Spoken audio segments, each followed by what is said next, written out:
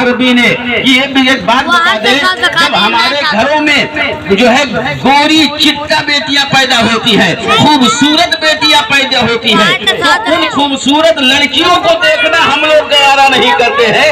یہ بتا دیں کالی لڑکی کو دیکھنا کون گوارا کرے گا؟ اگر تو میرے گھر میں اگر بیٹی پیدا ہوئی ہے تو میں تجھے حکم دیتا ہوں، اس لیے کہ تو میرا غلام ہے، ابھی اور اسی وقت میرے گھر میں جا، اس کے ماں کے گود سے بیٹی کو اپنے ہاتھ میں لے لے، اور ہاتھ میں لینے کے بعد میں جنگل کا راستہ لے لے، جنگل میں جا کر کے گڈھا کھود کر کے اسی وقت اس بیٹی کو قتل کر کے دفن کر کے چلا آ۔ غلام نے آقا کا حکم مانا ہے، اس لیے کہ جب بغیر اس کے حکم کے کھانا نہیں کھا سکتا ہے تو اس کے حکم کی نافرمانی نہیں کر سکتا ہے۔ مان لیا غلام کا حکم، اٹھایا بیٹی کو، لیا پاؤں سامنے ہاتھ میں اور چل دیا جنگل کی طرف۔ گڈھا کھودا ہے، چھوٹی سی بیٹی ہے، اس کو گڈھے میں رکھا ہے، ہاتھ میں مٹی اٹھایا ہے، ڈالنا چاہتا تھا، آواز آتی ہے غیر سے، ظالم اس بچے کو مت قتل کر۔ جیسے ہی آواز اس کے کان سے ٹکرائی، آگے دیکھا پیچھے دیکھا، اوپر دیکھا نیچے دیکھا، آواز دینے والا نظر نہیں آتا، مگر آواز آئی ہے یہ اس کو یقین ہو چکا ہے۔ دوبارہ مٹی کو اٹھایا، پھر ڈالنا چاہا، دوبارہ پھر آواز ہوتی ہے، ظالم اس بیٹی کو قتل مت کر۔ اب دوبارہ پھر آگے پیچھے دیکھا، آواز دینے والا کوئی نظر نہیں آتا ہے، مگر آواز کانوں سے ٹکرائی ہے۔ تیسری مرتبہ پھر اٹھایا مٹی کو، ڈالنا چاہا تھا، اب تیسری مرتبہ آواز آتی ہے، ظالم اس بچی کو قتل مت کر، اگر یہ بچی تیرے لیے بوجھ محسوس ہوتی ہے تو اس بچی کو اسی جنگل میں چھوڑ دے، میں اس کی پرورش کر لوں گا، اس کو جوان بناؤں گا۔ کہا یار جب سے میں نے غلامی کیا ہے نہ جانے کتنی بیٹیوں کو لا کر کے گڈھے میں پاٹ دیا، کسی لڑکی کے بارے میں آواز نہیں آئی۔ اس لڑکی کے بارے میں آواز آنے کا مطلب کوئی مسئلہ ہے، مطلب یہ لڑکی کوئی کچھ اور مرتبہ رکھتی ہے، ورنہ ہر بیٹی کے بارے میں آواز نہیں آئی، اس کے بارے میں آواز کیوں آئی؟ سوچا ٹھیک ہے میرے آقا نے تو حکم دیا ہے کہ دفن کر کے چلے آؤ، اب ایسا کرتے ہیں اگر اس کو بچانے کا کی آواز آ رہی ہے تو اب میں خود اس کو اپنے گھر لے جا کر کے پالوں گا۔ کیوں؟ اس لیے کہ وہ متاثر ہوا اس بات پر، آواز میں جو یہ اس کے کانوں سے ٹکرائی کہ ظالم اگر تیرے لیے بوجھ لگتی ہے تو اسی جنگل میں چھوڑ دے، میں اس کی پرورش کر لوں گا۔ اب اس کے کان کھڑے ہوئے، یار یہ بیٹی کوئی عجیب و غریب بیٹی ہے، لے گیا۔ اب تھوڑا سلسلے وار میں اپنی گفتگو کرتا ہوں، دیکھیے میری عادت نہیں ہے کہ میں چھلانگ لگاؤں، میں ایک سلسلے وار سیدھی روڈ پہ چلنا چاہتا ہوں اور اسی پہ آپ کو لانا چاہتا ہوں، ادھر ادھر پگڈنڈیوں پہ کٹ کر کے شارٹ کٹ نکلنے کی میری عادت نہیں ہے، اس لیے میں نے جہاں سے اٹھایا ہے وہیں سے اپنا ذہن کو دوڑانا شروع کر دو، اور جہاں تک لے جانا چاہتا ہوں میں لے جانے کی کوشش کر رہا ہوں۔ اب وہ غلام ہے لڑکی کو لے آیا، اپنے گھر پہ لایا، اب وہ لڑکی تھوڑا سا بڑی ہوئی تھی، اب ادھر وہ لڑکی بڑی ہوئی ہے، ادھر مکے کے سرزمین میں میرے آقا کے والد حضرت عبداللہ کی پیدائش ہو چکی ہے، اور ادھر مدینے کی سرزمین میں میرے آقا کی ماں حضرت آمینہ کی پیدائش ہو چکی ہے، ادھر عبد المطلب کے گھر میں عبداللہ کی پیدائش ہو چکی ہے، اور ادھر وہاب کے گھر میں آمینہ کی پیدائش ہو چکی ہے، اور ادھر یہ غلام جس بیٹی کو لے کر کے آیا تھا جنگل سے، یہ بیٹی جوان ہو چکی ہے، اور جوان ہوتے ہوتے اس بیٹی کو پروردگار عالم نے توریت کا بھی علم عطا فرما دیا ہے، زبور کا بھی علم عطا فرما دیا ہے، انجیل کا بھی علم عطا فرما دیا ہے۔ وہ بیٹی ایسا منور چہرہ لے کر کے ایسا چاند بن کر کے چمکی ہے کہ اس بیٹی کو رب نے وہ علم عطا کر دیا کہ جس کا ہاتھ دیکھ لیتی ہے، لکیر دیکھ کر کے ایک سیکنڈ میں اس کے نصیب کو بتا دیتی ہے، اس کے تقدیر کو بتا دیتی ہے، اس کے مقدر کو بتا دیتی ہے۔ سبحان اللہ، اتنا علم مل گیا اس بیٹی کو۔ اب دیکھو اس بیٹی کو بچایا کیوں گیا، وجہ کیا تھی؟ ساری بیٹیوں کو نہیں بچایا گیا، اسی کو کیوں بچایا گیا؟ اور ایک تو کالی کلوٹی اس بیٹی کو بچایا گیا، بالغ ہوئی، توریت زبور انجیل تینوں کتابوں کا علم اس کے پاس اللہ نے عطا کر دیا۔ اور اتنا علم دے دیا، ہاتھ دے دو، ریکھا دیکھ لے مقدر بتا دے، ریکھا دیکھ لے نصیب بتا دے، ریکھا دیکھ لے جدھر چاہو ادھر چلا جائے، جو چاہو وہ پوچھ لو۔ لیکن اس بیٹی کا نام رکھا سودا بنت زہرا۔ کیا نام رکھا؟ سودا بنت زہرا۔ جب بڑی ہوئی، جب اس کا علم مشہور ہوا تو اس کا نام بھی مشہور ہو گیا۔ اب جس گاؤں میں سودا بنت زہرا جاتی ہے، لوگوں میں اتنا فیمس ہو گئی تھی وہ لڑکی کہ جدھر جاتی ہے لوگوں میں اعلان ہو جاتا ہے، لوگوں سودا بنت زہرا آ گئی ہے، جلدی آ جاؤ، جس کو اپنے نصیب کے بارے میں پتہ لگانا ہے پتہ لگا لو، جس کو اپنے بارے مقدر کے بارے میں جاننا ہے جان لو، جس کو اپنے بارے میں قسمت کے بارے میں جاننا ہے جان لو۔ سودا بنت زہرا آ گئی ہے، ہتھیلی دیکھ کر کے مقدر کو بتا دیتی ہے، ہتھیلی دیکھ کر کے نصیب کو بتا دیتی ہے، ہتھیلی دیکھ کر کے قسمت کو بتا دیتی ہے۔ پورے گاؤں کے لوگ جمع ہو جاتے تھے، چاہے مرد ہو چاہے عورت ہو، ہر کوئی ہتھیلی دکھانے کے لیے آ جاتا ہے۔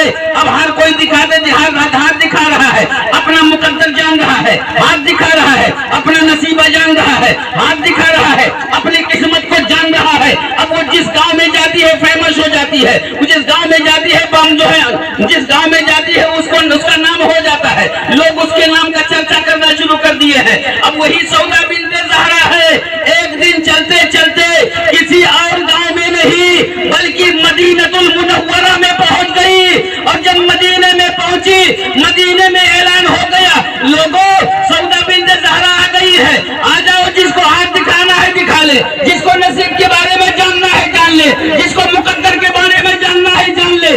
اس لیے کہ سودا بنت زہرا کو میرے خالق میرے پروردگار عالم نے وہ علم عطا کر دیا ہے کہ ہاتھ کے ریکھا کو دیکھ کر کے وہ نصیب کا فیصلہ سنا دیتی ہے، قسمت کو بتا دیتی ہے، مقدر کو بتا دیتی ہے۔ لوگ جمع ہو جاتے ہیں، اب مدینے کی سرزمین ہے، چاہے مرد ہو چاہے عورت ہو، سب اپنے ہاتھ کو دکھا کر کے اپنے نصیب کے بارے میں جان رہے ہیں، اپنے مقدر کے بارے میں جان رہے ہیں۔ انہی بھیڑ میں میرے سرکار کی ماں حضرت آمنہ بھی موجود ہے، مگر ہاتھ نہیں دکھا رہی ہے۔ مدینے کی عورتوں نے کہا، آمنہ، ارے پورے مدینے کے لوگوں نے اپنے نصیب کے بارے میں جان لیا، تو بھی ہاتھ بڑھا کر کے جان لے۔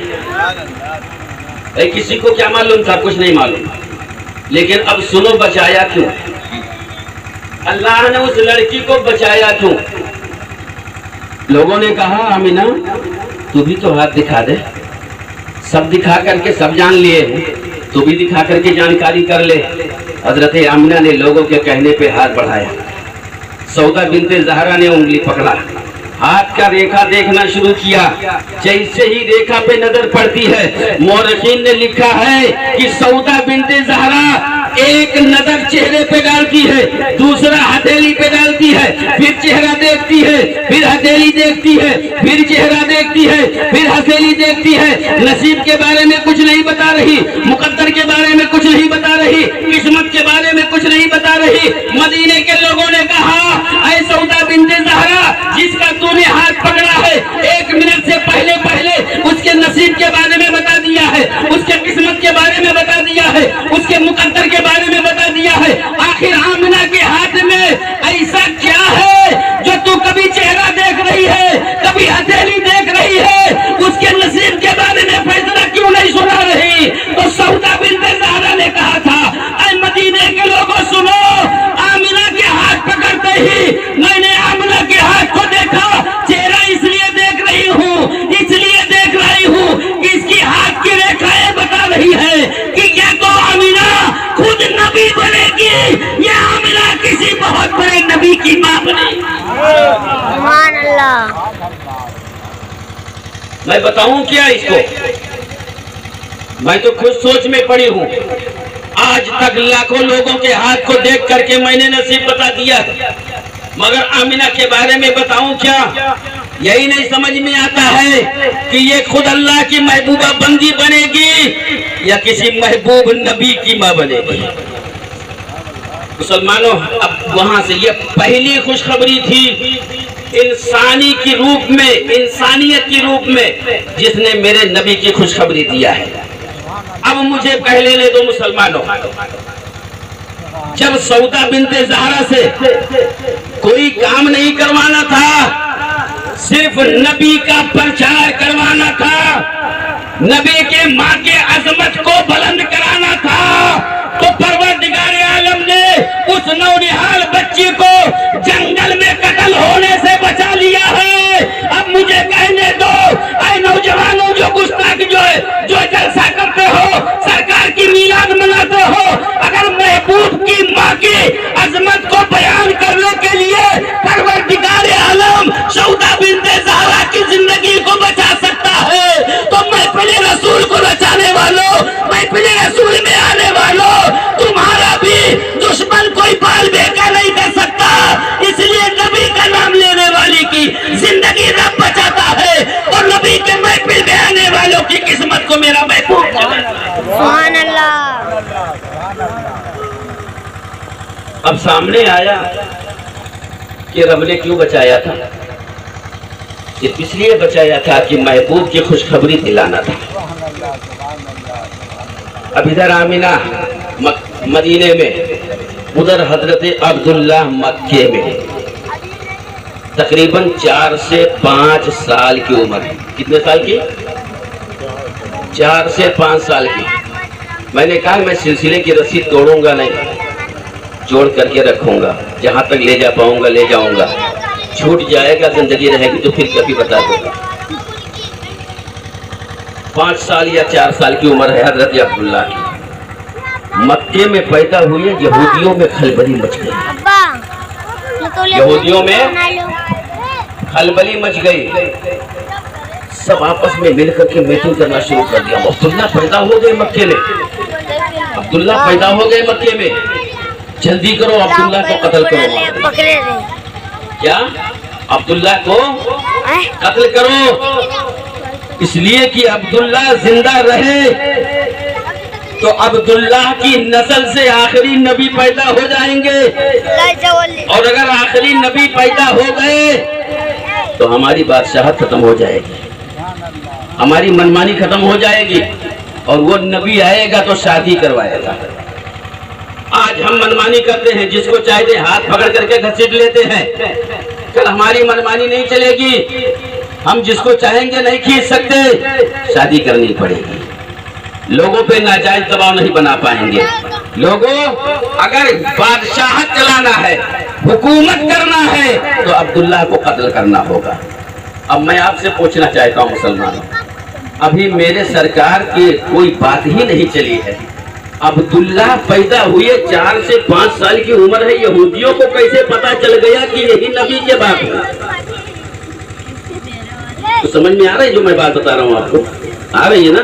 تو اگر آ رہی ہے تو بولو بھی یار، اگر آئے تو بولو، جب بولو گے تو میں سمجھوں گا کہ ہم جو بات بتا رہے ہیں وہ آپ کے سمجھ میں آ رہی ہے، اور جب نہیں بولو گے تو ہم سمجھیں گے کہ یار ہم چلاتے چلے جا رہے ہیں، لگتا ہے کہ آنے والے لوگوں کے ذہن میں میری بات اتر نہیں پا رہی ہے۔ دیکھیے میری عادت ہے، دن میں بچوں کو پڑھاتا ہوں، رات میں بڑوں کو، اور جب بچوں کو پڑھانے کی عادت بن جاتی ہے نا تو بڑوں کو بھی اسی طریقے سے پڑھایا جاتا ہے۔ ہم اچھی طرح سے جانتے ہیں کہ آپ کے ذہن میں بات کو کیسے اتارنا ہے، کیونکہ جو پڑھانے والے ہیں نا وہ اچھی طرح سے جانتے ہیں۔ دن میں کتابوں کا مطالعہ ہوتا ہے، رات میں بڑے لوگوں کا مطالعہ ہوتا ہے، بڑے بوڑھے جوان سب کا مطالعہ ہوتا ہے۔ تو پتہ چلا آخر یہ کیسے پتہ چل گیا یہودیوں کو کہ یہ عبداللہ ہیں جو نبی کے والد ہیں؟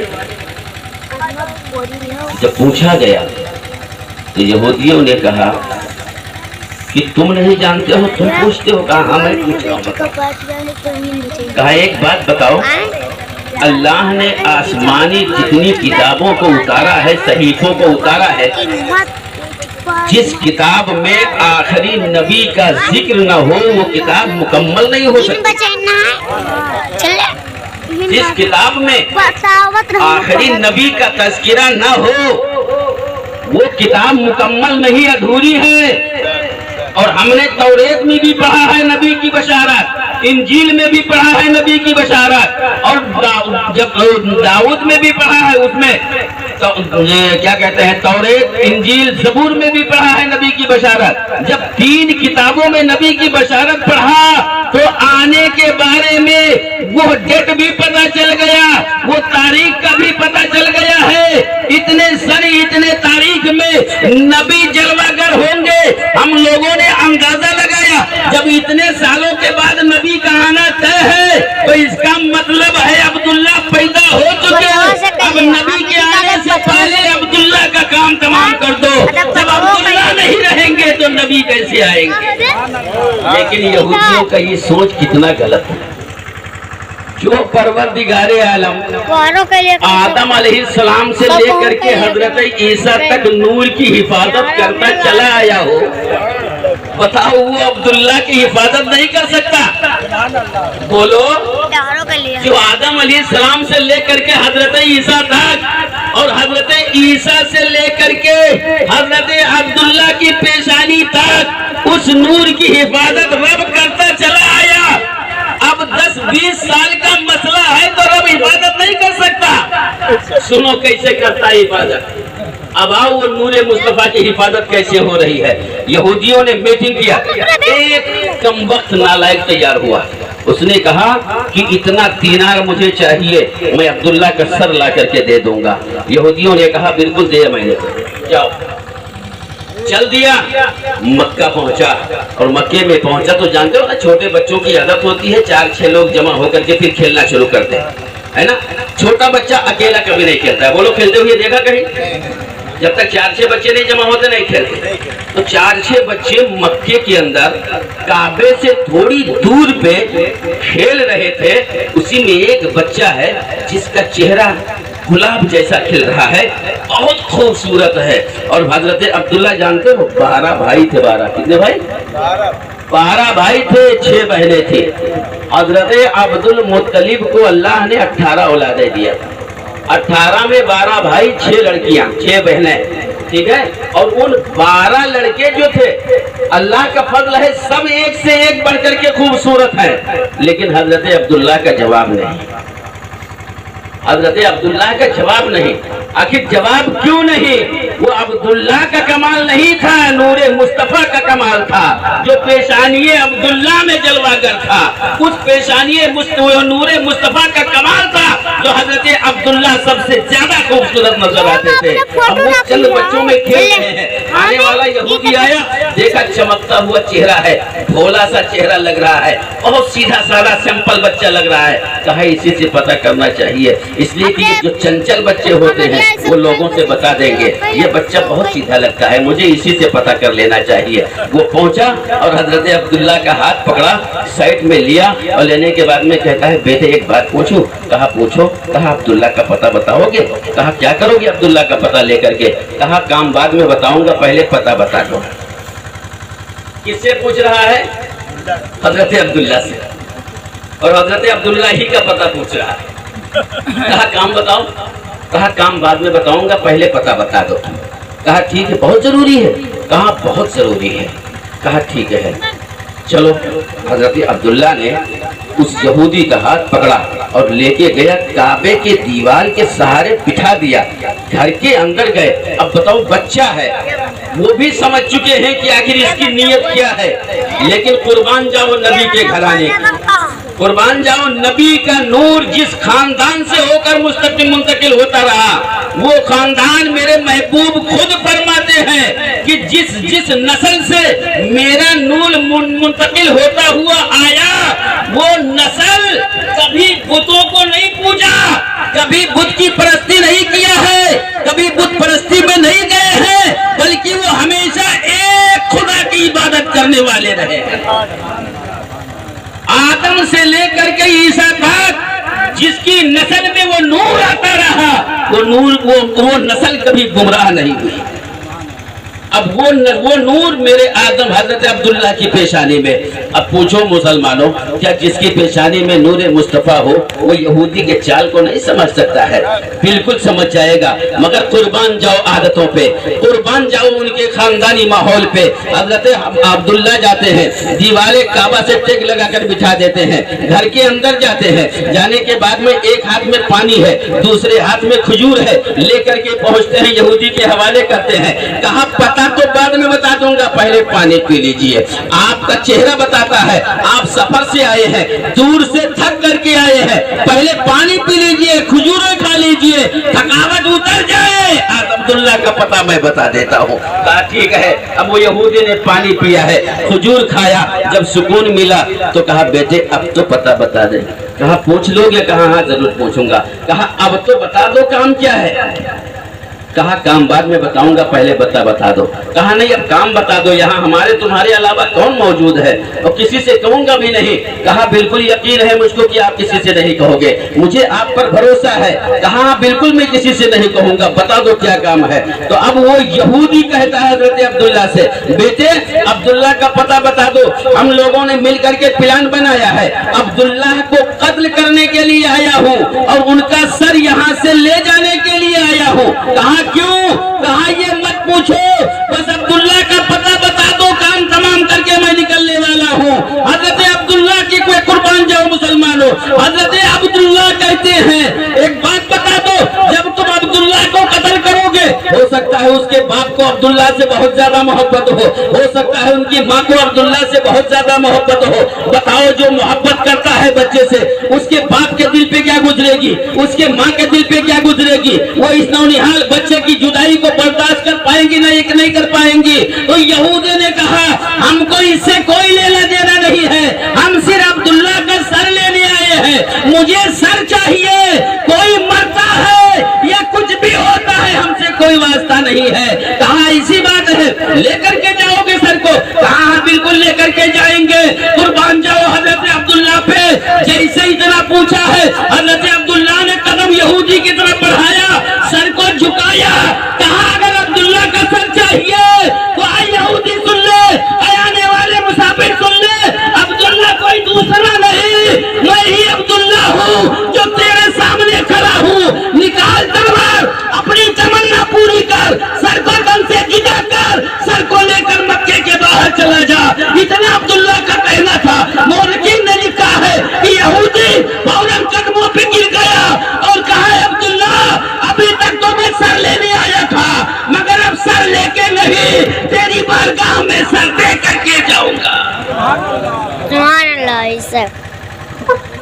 جب نبی کے والد کا یہ عادت ہے کہ آنے والے دشمن کو بغیر پانی پلائے بات نہیں بتاتے, جب نبی کے والد کا یہ عالم ہے تو نبی کا عالم کیا ہوگا. حضرت عبداللہ نے کہا نکال تلوار, لے سر لے کے جا. کہا اب مجھے سر کی ضرورت نہیں ہے, اب لے کے نہیں جاؤں گا, اپنا سر تیرے قدموں پہ دے کر کے جاؤں گا. عادت دیکھا, محبت دیکھا, خلوص دیکھا, گر گیا قدموں پہ. کتنی دولت کی لالچ میں آیا تھا نا, مگر کردار دیکھو, گرا قدموں پہ. اب ایک سلسلہ اور لیتا ہوں. ادھر آمینہ جوان ہوئی, ادھر عبداللہ جوان ہوئی. کچھ کڑیاں بیچ میں چھوڑتا ہوں, اس لیے چھوڑتا ہوں کہ میں اتنا زیادہ نہیں چھوڑوں گا کہ آپ کے سمجھ سے باہر ہو جائے, بس اتنا ہی چھوڑوں گا کہ آپ کی کڑی جوائنٹ رہے. صرف میں سمجھوں گا کہ میں کیا چھوڑ رہا ہوں, آپ نہیں سمجھ پاؤ گے کہ کیا چھوڑ رہا ہوں. آپ یہی سمجھیں گے کہ بالکل کڑی سے کڑی جوائنٹ ہو کر کے آگے چل رہی ہے بات. یہ احساس نہیں ہونے دوں گا انشاءاللہ, جب تک میں بیٹھوں گا احساس نہیں ہونے دوں گا کہ کیا چھوڑ کر کے جا رہا ہوں. ادھر حضرت آمینہ جوان ہوئی, ادھر حضرت عبداللہ جوان ہو گئے.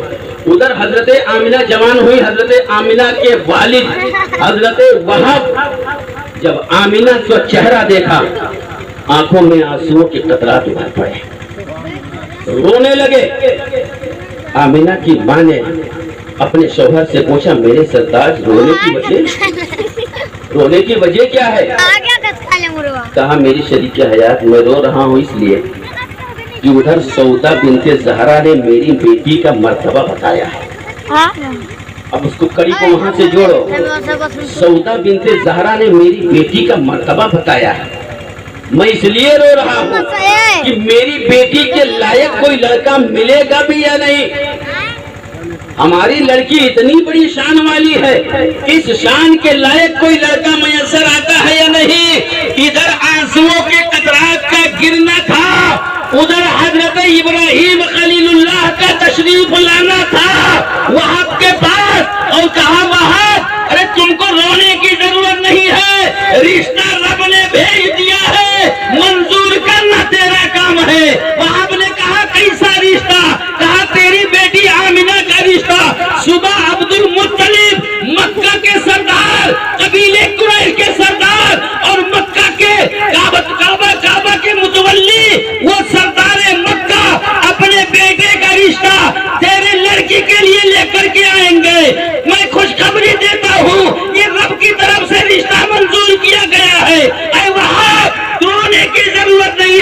خوشی کے آنسو نکال لے، عبد المطلب کی طرف سے آیا ہوا رشتہ منظور کر لے۔ سبحان اللہ۔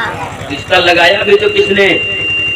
ہم جیسے گنہگاروں نے نہیں، اللہ کے خلیل حضرت ابراہیم علیہ السلام نے، جن کو نمرود نے آگ میں ڈالا تھا، سنے ہوں گے نا؟ وہ نبی وہب کے پاس آئے، کہا رونے کی کیا ضرورت ہے، رب نے رشتہ منظور کر دیا، قبول کر لینا تیرا کام ہے۔ ادھر وہب کے پاس خوشخبری دیا، ادھر حضرت عبد المطلب کا بیٹا جوان ہو گیا عبداللہ۔ عبد المطلب کعبے کا طواف کر رہے ہیں، سوچ میں گم ہیں، عبداللہ کے لائق لڑکی کہاں سے لاؤں، عبداللہ کے لائق لڑکی کہاں سے لاؤں؟ 12 لڑکوں میں سب سے زیادہ خوبصورت، مکے کی عورتیں جان دینے کے لیے تیار، مکے کی لڑکیاں یہ کہتی ہیں کاش عبداللہ مجھے مل جاتے تو جنت دنیا ہی میں مجھے مل گئی ہوتی۔ وہ خوبصورتی دیکھ کر کے عبد المطلب پریشان ہے، اے مولا میں عبداللہ کے لیے لڑکی کہاں سے لاؤں؟ ادھر سوچ میں پڑے تھے، حضرت ابراہیم خلیل اللہ مکے میں حاضر ہوئے، کعبے کے پاس حاضر ہوئے، عرض کرتے ہیں کہ اے عبد المطلب تم کو گھبرانے کی ضرورت نہیں ہے، صبح اٹھو مدینے کا سفر کرو، وہاں کے یہاں ایک لڑکی ہے جس کا نام آمینہ ہے، جا کر کے رشتہ مانگو، رشتہ منظور ہو جائے گا۔ جیسا تیرا بیٹا عبداللہ ہے ویسے ہی وہاب کی بیٹی آمینہ ہے، اور یہ رشتہ میں اپنی طرف سے لے کے نہیں آیا، رب کی طرف سے یہ رشتہ منظور ہوا ہے، اور رب کے حکم سے میں تجھے پیغام دینے کے لیے آیا۔ سبحان اللہ۔ اب ادھر بھی مسکراہٹ شروع، ادھر بھی مسکراہٹ شروع۔ حضرت عبداللہ میرے سرکار کے والد ادھر مسکرا رہے ہیں، اور حضرت وہاب میرے سرکار کے سسر مدینے میں مسکرا رہے ہیں۔ صبح ہوئی، حضرت عبد المطلب پہنچ گئے، عبداللہ کو چھوڑ کر کے 11 بیٹوں کو لے کر کے گئے۔ کتنے؟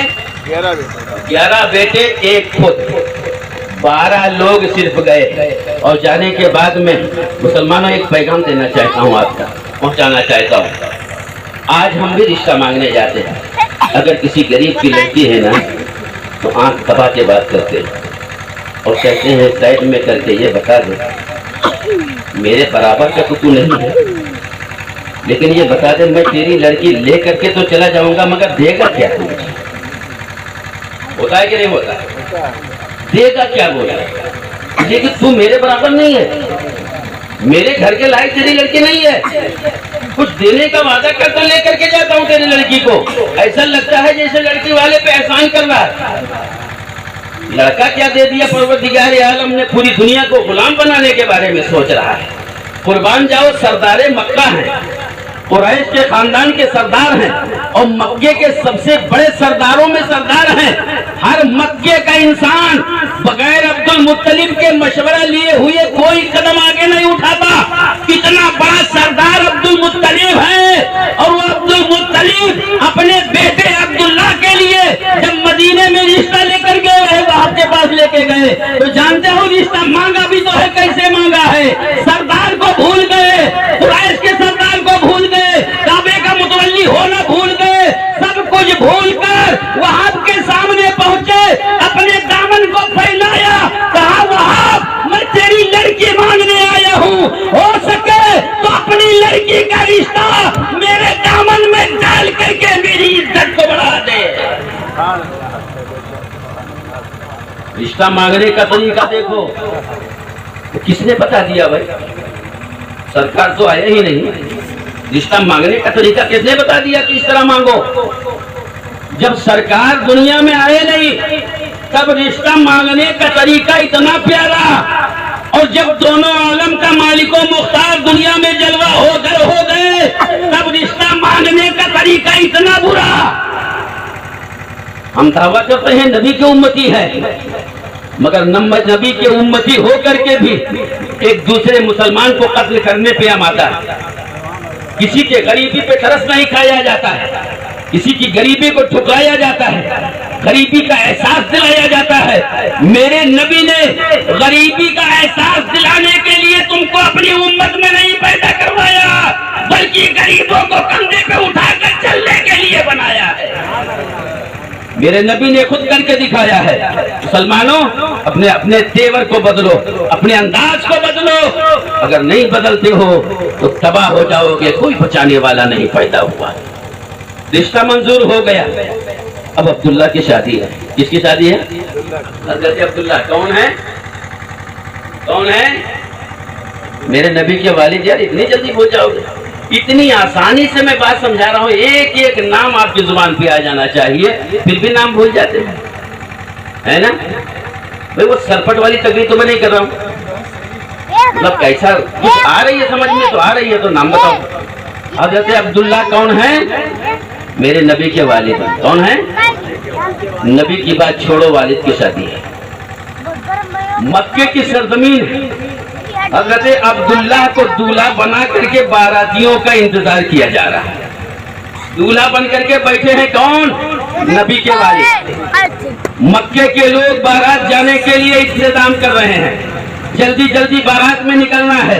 ادھر عبداللہ دولہا بنے ہیں, مکے کے لوگ بارات کا انتظار کر رہے ہیں. جلدی بارات نکلے تو میں بھی بارات میں چلا جاؤں.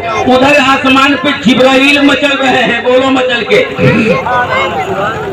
مکے کے لوگ بارات جانے کے لیے انتظار کر رہے ہیں, ادھر عبداللہ, ادھر حضرت جبرائیل آسمان پہ مچل رہے ہیں. آسمان پہ مچل کے رب کی بارگاہ میں عرض کرتے ہیں, پروردگار عالم آج تیرے محبوب کے والد کی شادی ہے. پورا مکہ بارات جانے کا انتظار کر رہا ہے. آج پورا مکہ بارات جائے گا. مولا وہ کوئی عام انسان کی شادی نہیں, تیرے محبوب کے والد کی شادی ہے. اگر اجازت دے دے تو تیرا مقدس, تیرا یہ فرشتہ, تیرا بندہ جبرائیل تیرے محبوب کے والد کی بارات میں شامل ہو جائے. سبحان اللہ. تمنا کر رہے ہیں جبرائیل, مولا اجازت دے دے میں بھی بارات میں شامل ہو جاؤں, کیونکہ عام انسان کی بارات نہیں ہے, تیرے محبوب کے والد کی بارات ہے. اور والد کے لیے نہیں آ رہے جبرائیل. اب بتاؤں ایک پوائنٹ کی بات, والد کے لیے جبرائیل نہیں آ رہے.